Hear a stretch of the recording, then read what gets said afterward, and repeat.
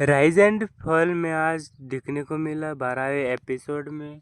ज़्यादा कुछ देखने को नहीं मिला क्योंकि आज पवन सिंह का ज़्यादा टास्क नहीं था। तो दोस्तों, पवन सिंह के लिए लाइक करो, शेयर करो, सब्सक्राइब करो।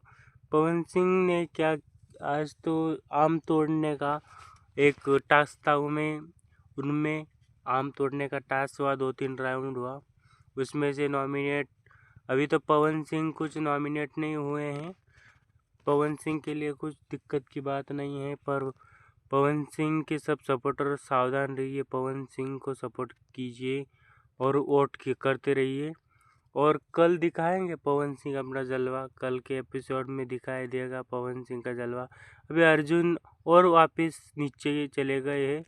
जो बैट्समैन में आए थे वो अभी नीचे चले गए हैं, यॉर्कर में चले गए हैं, वर्कर में चले गए हैं। और वो आहाना जो जो पवन सिंह को पसंद नहीं थी, वो भी अब अंग्रेजी बोलती थी, वो भी नीचे चले गई है। और वो अभी